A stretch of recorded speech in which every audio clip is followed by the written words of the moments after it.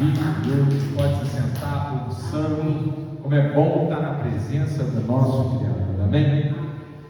Vamos imediatamente para a boa e santa palavra, João, capítulo 14. João, o quarto evangelho, capítulo 14. Deixa eu conferir se o verso é esse mesmo. Isso. Verso 13.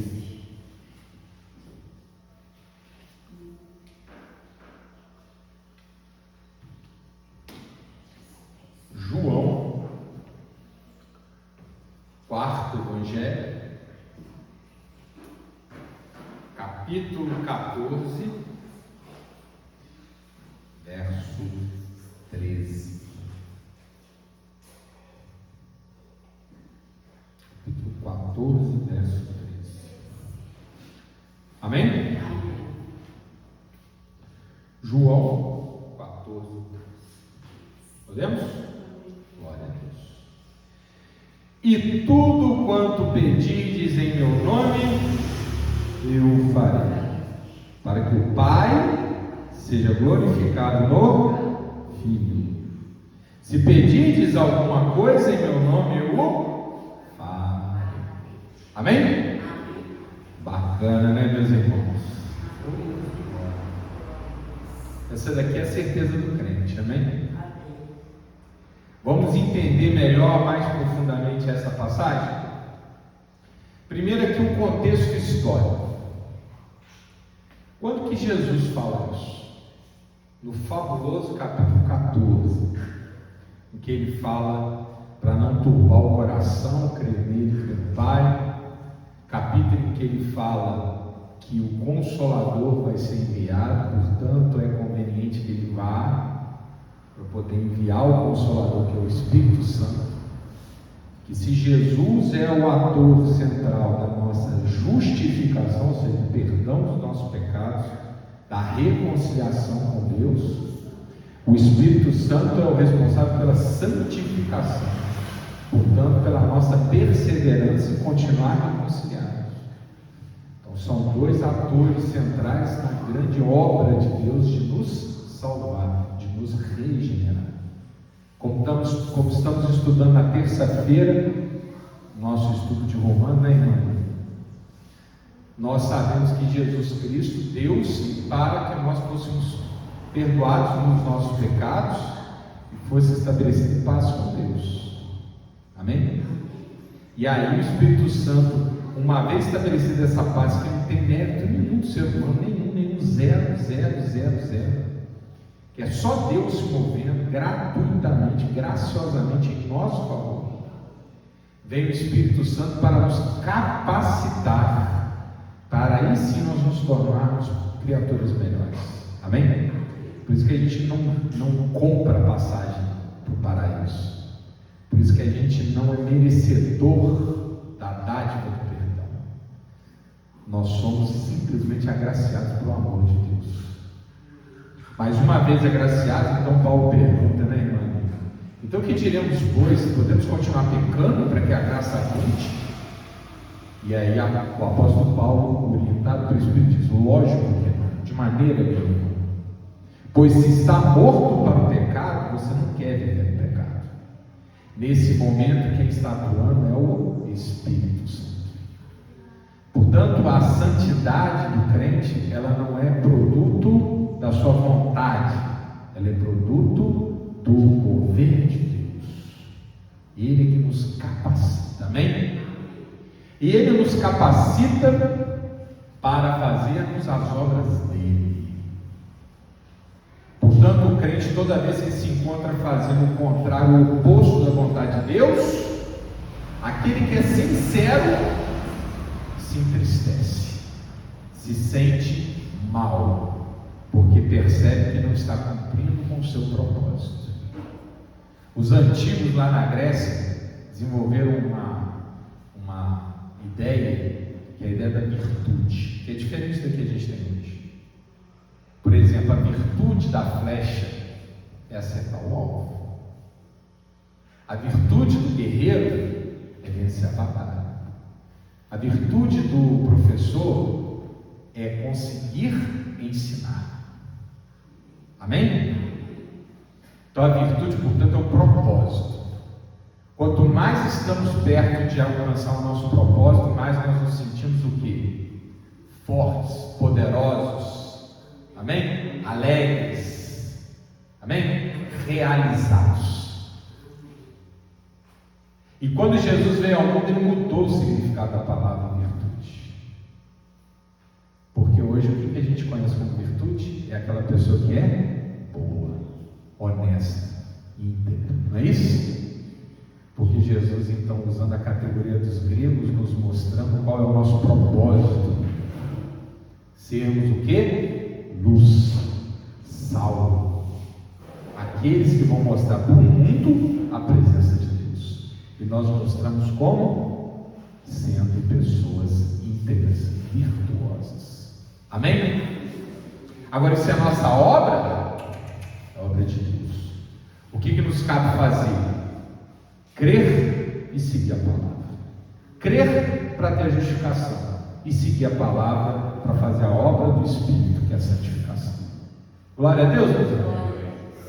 É nesse contexto que que Jesus, agora estamos aqui falando de Jesus, está ministrando as suas últimas lições antes de ir para a cruz. O capítulo 14 do Evangelho de João, ele acontece no contexto da última ceia. Se você ler com atenção, você vai ver que a última ceia começa lá no capítulo 13. Então aqui presta atenção, Jesus Cristo está ensinando os seus discípulos mais próximos, mais íntimos, como eles devem agir, preparando-os para o próximo ato, para o próximo capítulo da história, que é quando o Espírito Santo iria ser derramado. Amém? Ele está dizendo, ó, faz assim, assim, assim, seja assim. É aqui nesse contexto que ele vai lavar os pés para mostrar a humildade. É nesse contexto aqui que ele vai, meus irmãos, que ele vai ministrar, né, o pão e o vinho. Amém? Que é a memorial da nova aliança. É aqui que ele está preparando o que era o núcleo do que seria depois a igreja. É a igreja que nasce lá em Pentecostes, depois que Jesus já ascende definitivamente e vai ficar lá nas alturas até a sua vinda. E ó, parece que está chegando, hein? Estou olhando aí para as notícias, né? Parece que está chegando esse dia. Meus irmãos, minhas irmãs, Jesus, portanto, está falando conosco aqui, com o seu remanescente fiel, como nós devemos operar nesse mundo, enquanto nós aguardamos a sua volta, enquanto o Espírito Santo opera a obra santificadora. Meus irmãos, nesse versículo em particular, Jesus Cristo está nos dizendo que nós teremos ao nosso favor o poder dele. Vamos voltar aqui um versículo só para ter mais clareza aqui, ó. Olha o 12. Pode acompanhar no tempo. Na verdade vos digo que aquele que crê em mim também fará as obras que eu faço, e as fará maiores do que essas, porque eu vou para o meu Pai. E aí em seguida, o que a gente leu, que é o centro do culto de hoje. E tudo quanto pedirdes em meu nome, eu o farei, para que o Pai seja glorificado no Filho. Amém? Então ele está dizendo o seguinte, que ele está nos investindo de poder, o poder que é do nome dele. Amém? Olha bem para essa palavra que ele usa aqui, ó. E tudo quanto pedirdes. Está vendo essa palavra pedirdes? Quando a gente fala de pedir, talvez nós tenhamos aqui uma impressão errada, porque pedir, no nosso cotidiano, ela pode ter múltiplas aplicações. A mais comum tem um caráter de súplica. Por exemplo, ô irmão, estou com sede, só pode pegar uma água geladinha para mim? Tá aqui. O senhor pode pegar uma água? O que eu estou fazendo para o irmão Jonas? Pedindo. Não é isso? Por favor, o senhor poderia. Não é isso? Ô irmão, pega aquele negócio ali que está ali em cima que eu estou precisando, por favor. Isso é pedido, não é? Essa conotação é válida, com certeza. A irmã Maria me pediu para eu trazer um negócio, eu esqueci. Essa conotação de pedir como um favor, está correto? Está correto. E ele é o mais usual. Às vezes, quando o irmão lê essa passagem, ele tem essa impressão de que Jesus está falando aqui, seja bem-vindo, irmãozinho, saudade do céu. Que Jesus está dizendo assim: tudo que você me implorar, eu farei.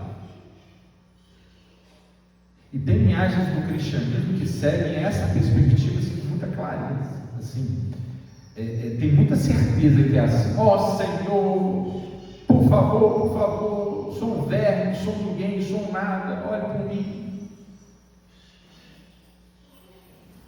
E não é bem assim. Não no contexto desse versículo. Porque a segunda forma de usar a palavra pedir, ela é menos usual, mas ela também é válida. Pedir na linguagem jurídica não é suplicar, ela é reivindicar, o que é muito diferente. É pleitear. De uma certa maneira, nós podemos até dizer, puxando mais aqui, exigir. Amém? Olha só que importante. Por exemplo, vocês sabem que eu sou advogado, né? Se algum de vocês um dia me contratar, pastor, o senhor pode ser meu advogado? Estou aqui com esse problema, o senhor pode me representar? Se for na seara civil, você vê o que? Contrato, pequenas causas e tal. O que eu vou fazer em seu nome junto ao juiz? Eu vou apresentar uma petição. Amém? Eu vou apresentar um pedido. Tanto é quando se alguém que já entrou com alguma ação na justiça, já deve ter lido no texto da petição, que no final tem um capítulo chamado Pedidos. Amém? Pedido: que seja concedida gratuidade e justiça, que sejam juntadas as provas em direito admitidas. Pedidos. Não é? Você está entendendo que não é um pedido de por favor, faça, se puder. Junto ao juiz nós estamos dizendo: eu estou exigindo que o meu direito seja reconhecido. Eu estou exigindo que aquilo que eu preciso aconteça. Por quê? Porque é meu direito. Imagina que você tem um terreno e que uma pessoa invade o seu terreno e monta uma casa ali. O terreno é seu, você tem escritura. Você vai lá na casa do sujeito e bota ele para fora, debaixo de chute. Não, você não faz isso, nós somos civilizados. Você vai fazer o quê? Vai apresentar uma petição, o juiz vai dizer: o terreno é meu, a escritura está aqui, tira aquela pessoa de lá. Não é isso? E se o juiz não reconhece o teu pedido, o que você faz? Você recorre. Porque aí o juiz está errado também. O direito é líquido e certo. Quando a gente fala líquido e certo, é porque não tem discussão.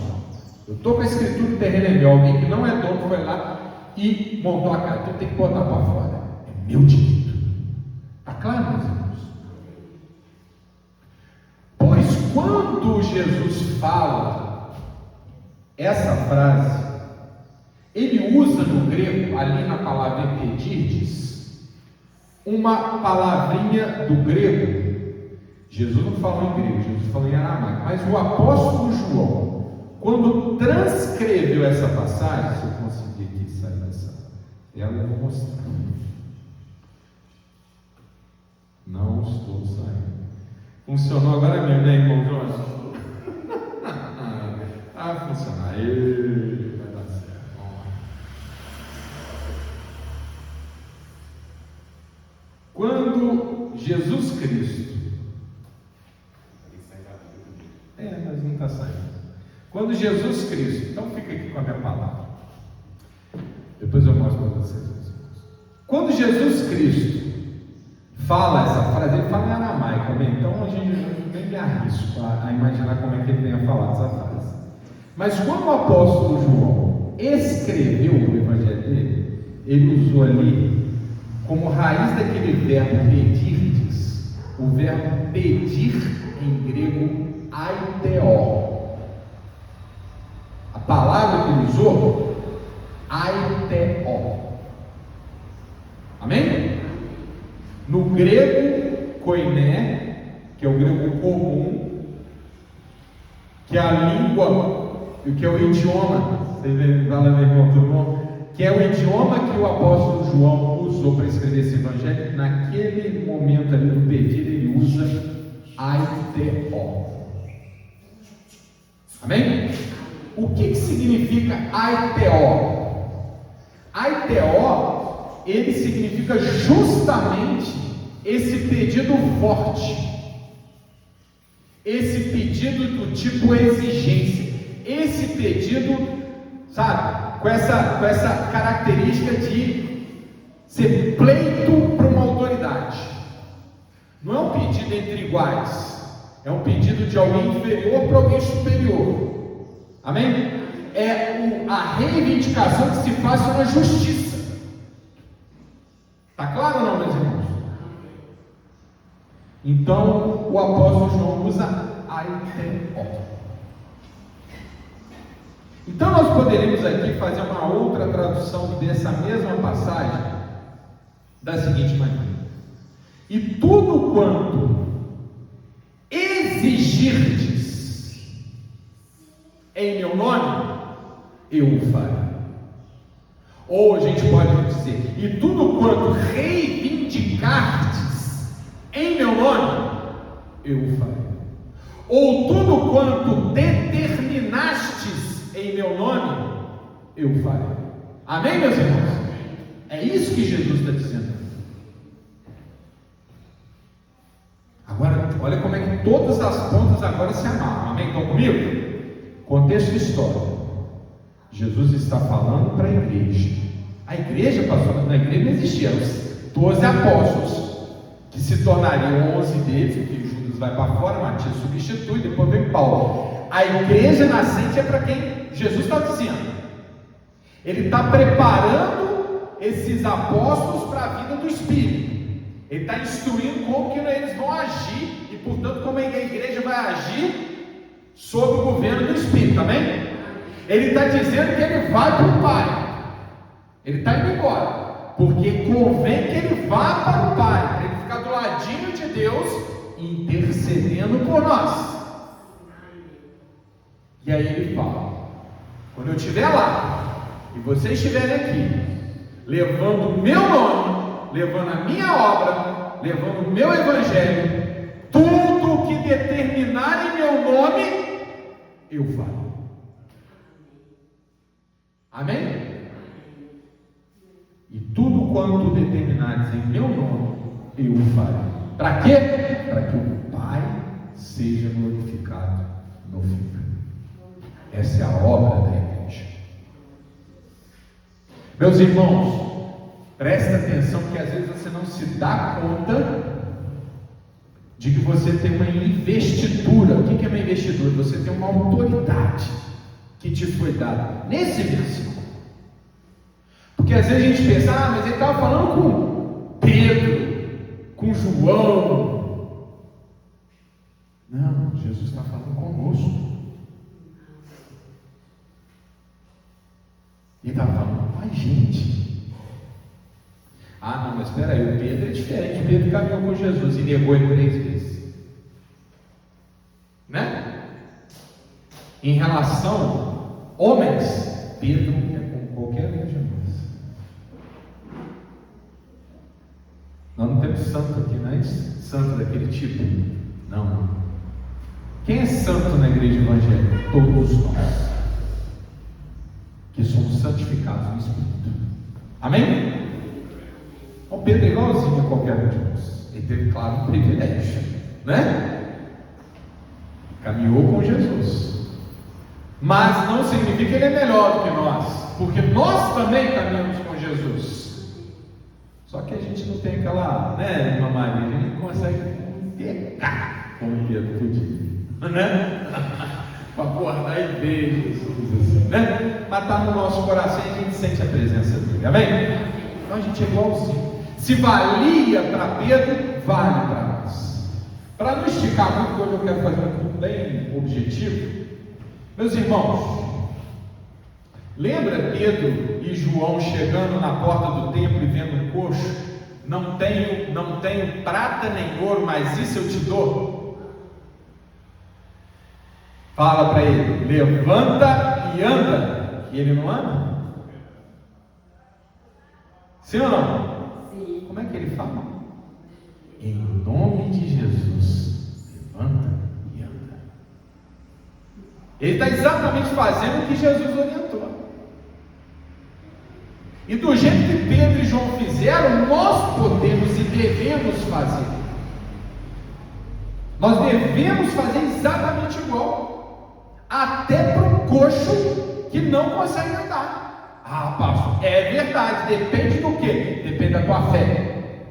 Se a tua fé for como um grão de mostarda, você vai falar para esse monte, saia da onde está e pula no mar. E ele vai pular, amém? Jesus falou isso. Você acha que Jesus mente? Jesus exagera? Não, Jesus fala com clareza, a mostrar que move-se poder no seu nome.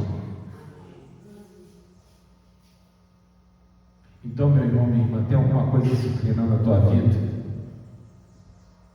Tem alguma coisa no teu caminho, algum obstáculo indevido que está prejudicando o exercício da tua santidade, o desenvolvimento do teu ministério, que está te prejudicando como mãe, como pai, como irmão, como irmã, como obreiro, como ministro, está te prejudicando como profissional, está te prejudicando você com você mesmo, sua autoimagem, sua autoestima. Meus irmãos, minhas irmãs, determina que Jesus vai fazer. Fala, em nome de Jesus, eu não aceito essa praga na minha vida. Diabo, fala o nome, pega tudo que é seu e sai. Em nome de Jesus.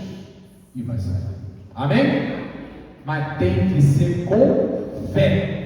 Tem que ser exercendo o teu papel, o teu lugar, para que Cristo possa ser exaltado, e com Ele o Deus Todo-Poderoso, a quem Ele serve, e que é, em última instância, aquele que faz a obra perfeita, boa e agradável.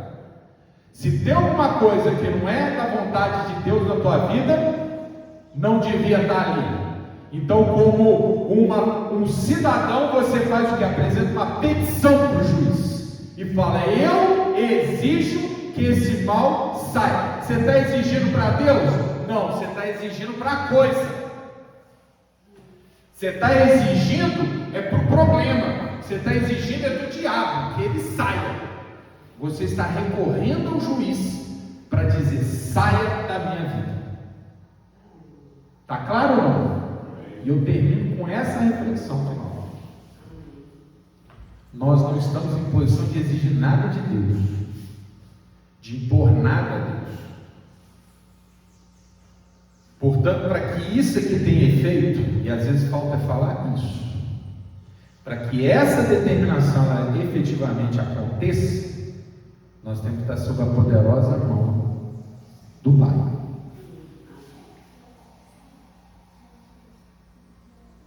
Nós não falamos Deus faça, nós falamos diabo sai. Amém? E se a gente diz diabo sai, estando na carne, o diabo vai rir, porque por nós mesmos não conseguimos. Agora, se nós estamos debaixo da poderosa mão do juiz, e fala: Senhor juiz meritíssimo, eu estou na tua presença, eu estou perseverando para ser igreja, eu quero cumprir tudo que o Senhor determinou, e está essa azucrinação me atrapalhando a fazer o que o Senhor quer que eu faça, está me atrapalhando a ser a bênção que o Senhor quer que eu seja. Então, senhor juiz, eu não tenho força para fazer, mas eu sei que o senhor tem.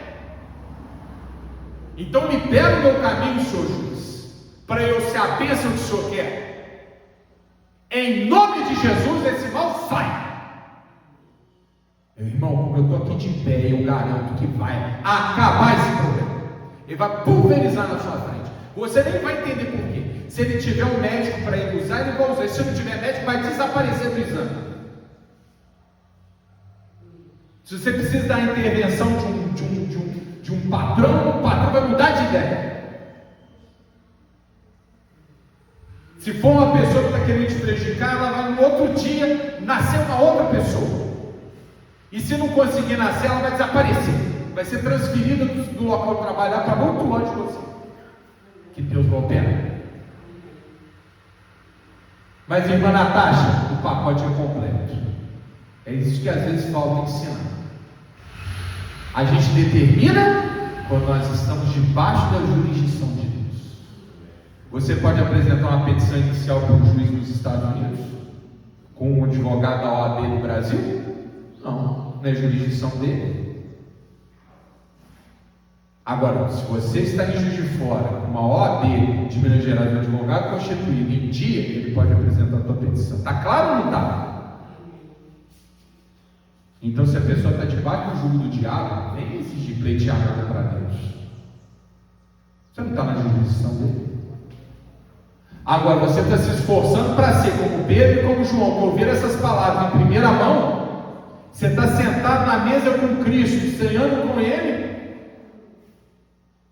Então, meus irmãos, você vai falar e vai acontecer. Glória a Deus.